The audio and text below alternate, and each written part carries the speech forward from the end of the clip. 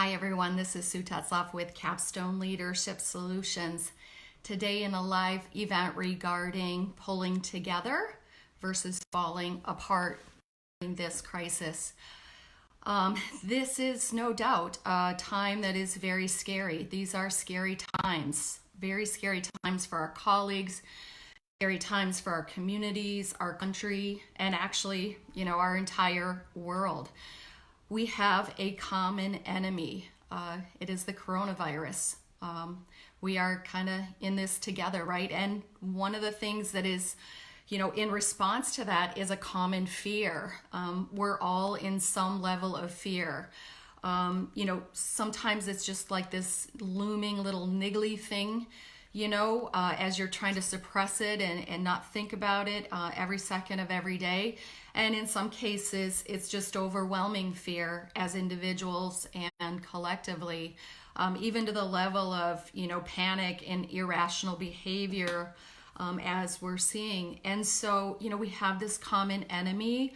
And in response to this enemy, which is real, we have fear, which is real, right? The fear is real. The threat is real. And so, yes, we have to be united in our fight towards the real enemy. And we also have to be united in our fight against the fear. Our human response to fear, just as an individual and a human, when we're in fear, we kick in a normal biological response, which is fight or flight. And we know that, there's chemicals released and those kind of things in our body that actually, long term aren't good for us, right? And this is not a sprint, guys. This is a marathon. Dr. Miller here in Michigan said, this is a marathon, not a sprint, right? And so this fear is going to be with us. And so that's why we're doing so much work with, our partners and those in our group and those that we're working with related to resiliency and reducing, just reducing our stress and taking care of ourselves, because this threat is real, fear is real, and we need to respond with resiliency and care for ourselves. So that's why we're doing that. But today I want to talk about how fear affects organizations or groups, because there's a human response, a collective human response to fear as well. And we've talked about this before. We teach on this when we talk about silo is a 4-letter word. So, when we talk about fear and its impact on entire organizations or groups, what we know the human response to that can be silo behavior. And what that means is that we start pulling against each other versus together. And so if we need to have a common response towards a common enemy, we have to pull together, not fall apart.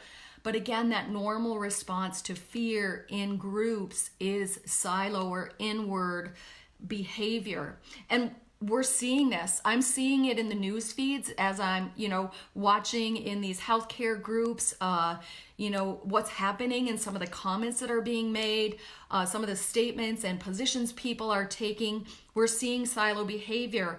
And again, that's normal. It is normal. Fear causes silo behavior. So we're starting to see kind of, all sorts of evidence of this, of people going against each other versus pulling together.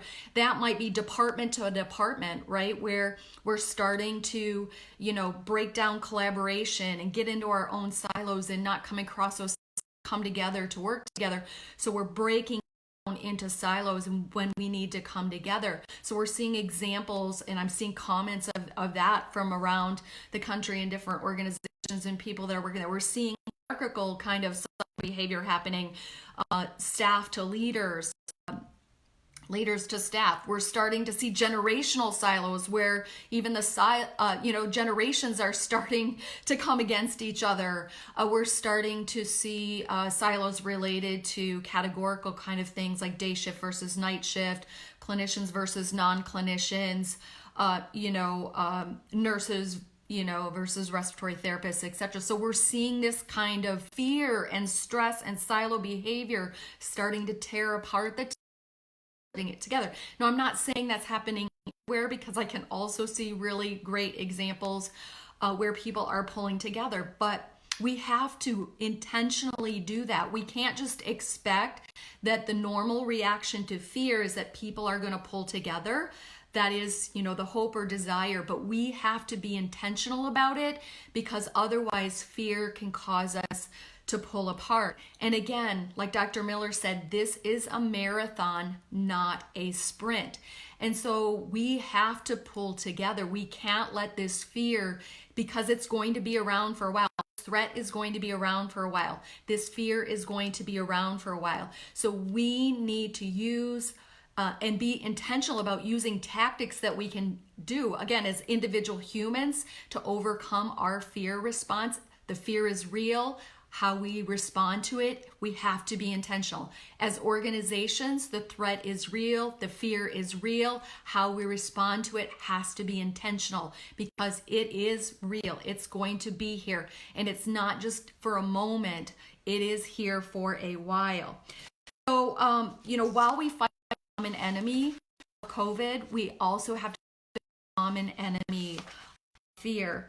I want to read something that we use in some of our teaching on increasing collaborative behavior and minimizing silo behavior, and it's called The Story of Trees. It's about the California Redwoods. The California Redwoods can be considered giant trees. They live to be very old, literally grow to be giant in size. These trees rarely fall. In spite of their size, their roots are very shallow. Why do these giant California redwood trees grow to be so giant and so old when they have so little to hold on to below the surface? The roots grow together. They hold on to each other. So the California redwoods, these giant trees with very low roots, they are so strong up against all sorts of, weather and storms, because even though their roots are shallow, they hold on to each other. And never has there been a time in our world that we need to hold on to each other. And how do we do this? What are some of the very intentional things that we can do to hold on tightly to each other during this time? Well, I want to first remind you that, collaboration we consider to be the opposite of silo behavior. So collaboration to us is teamwork on steroids. And one of the number one things that can lead to the increase of collaboration, the decrease of silos, is common purpose, okay? And yes, indeed, we have a common purpose for sure. And so let's talk about some of the ways that we can be really intentional about coming together during this time when there is so much fear and we need to pull together. So I want to talk about, we're all busy, right? Clinicians are busy, staff are busy, everybody is busy. So this can't be extra work. Again, it's how we have to do our work. So we have to think about what we're doing already and how do we turn that into something that helps us pull together versus falling apart. So I want you to think about these things: hallways, handoffs, huddles, hand washing, telephone conversations, and our thoughts. All of those things are going on right now. People are in the hallways. It's our staff that's in the hallways right now, guys, right? It's not visitors, it's not elective outpatients, it's not patients, etc. It is our staff, it is our team that's in the hallways. Handoffs, it's with each other from shift to shift, clinician to clinician, department to department, etc.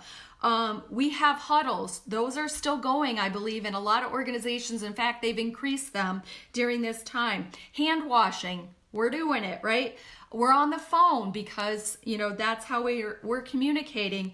And again, we also have our thoughts going on. So these are things that we're already doing that if we can leverage them to come together and fight this enemy and fight this fear together, then we can respond stronger like those redwood trees. So let's think about, our hallways, our handoffs, our huddles, our hand washing, our telephone, and our thoughts. How can we use these to be stronger?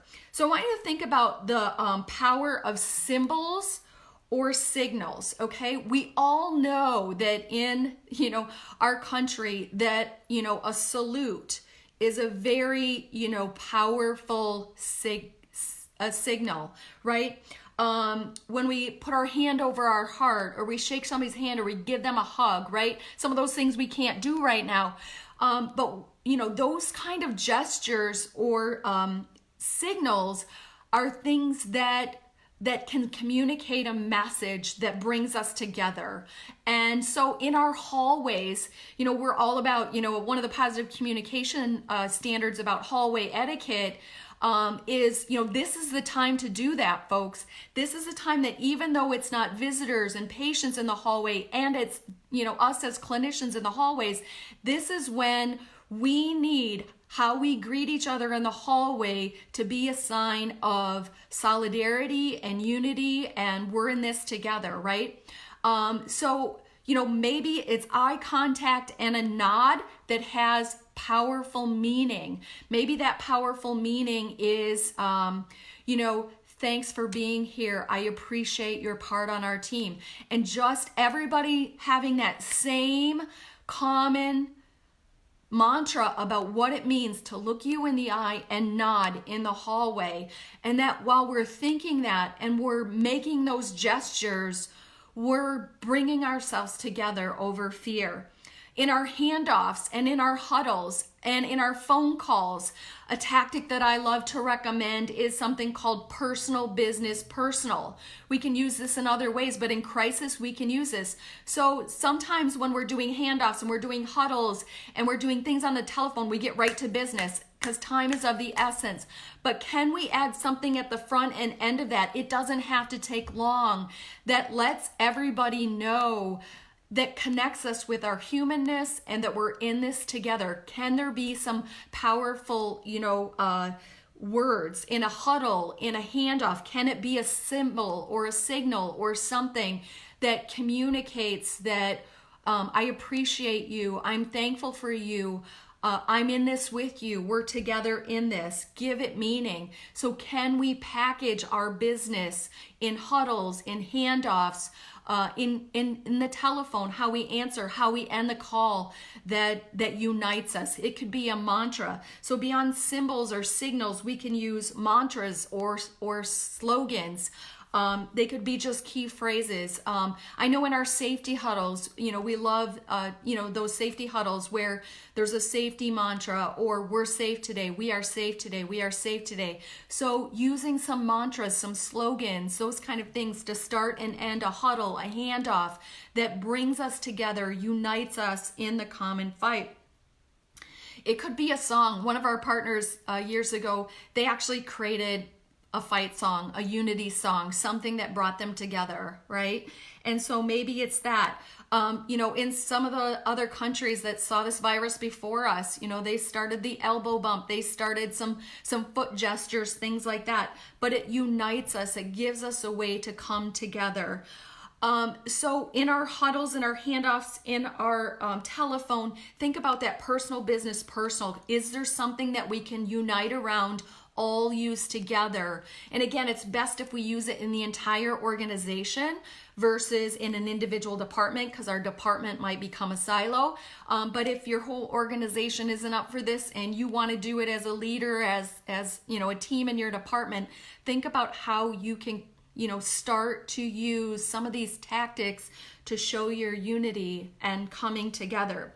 I mentioned about our thoughts, and we have tens of thousands of thoughts a day, and right now, again, a lot of them can be fearful. They can, and again, the threat is real, the fear is real, and so our minds can come up with these thoughts, and some of that can start to be we, they, and blaming, and starting to think bad things about other people. And those are some of those comments, like I said, are spilling over into social media, where healthcare professionals are bashing each other in social media. And we can't do this as a profession. We can't do this as an industry.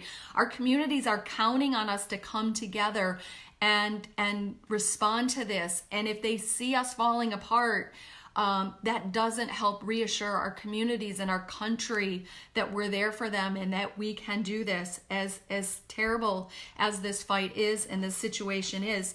So we do need to pull together. And I love the examples that we're seeing of this. But our thoughts, again, they're negative and they're spilling out into words. They're spilling out into social media. These negative thoughts, and we have tens of thousands of thoughts a day. Most of them are negative on any good day of the year, but during crisis they're more so. So when we catch ourselves maybe thinking a negative thought about the lab, or some other coworker or whatever, we need to say to ourselves, let's scratch this. Just as soon as it comes into your brain and you're saying, just use this simple phrase, scratch this, be done with it. And maybe even replace it with, if you're thinking a bad thought about a coworker, about another department, about administration, about the government, or whether, just say, scratch this, and replace it with, we're in this together, or some sort of positive mantra that is yours, or again, collectively for many of you. So again, this is certainly a crisis that is real. We have a common enemy, and we can choose to come together against this common enemy, or we can choose to fall apart. This can be at the organizational level, it could be at the personal level, it could be at the family level. I know even my husband and I, we're changing what we do in our home. It used to be that each morning we had our morning ritual of devotion and prayer, and we were separate, but now we're coming together for that. I'm not even Catholic, and every morning he wants to do the rosary, and I'm right there next to him, and I'm doing the rosary, and I'm not even Catholic, but we come together, right? Because as he goes off to work each day as a physician in the hospital, I want him to go leaving feeling connected and supported and loved and cared for during this time that is really, really a scary time. It was Ted Kennedy that many years ago said, what divides us pales in comparison to what unites us. Okay, so this crisis, it can either break us apart or bind us together. And I pray we all choose the latter. I loved what I saw on Facebook earlier today, and it was from a young nurse, and she said, I know what's going to save me. And that's my amazing team of coworkers who keep showing up every single day to figure this thing out. And, that is exactly what Ted Kennedy was talking about, is what divides us pales in comparison to what can unite us. So peace to you. Let's, be strong together, and let's hold tight and fight this together, okay? Let's fight the common enemy, and let's pull together in this fear that is real. Blessings to you all. Take care.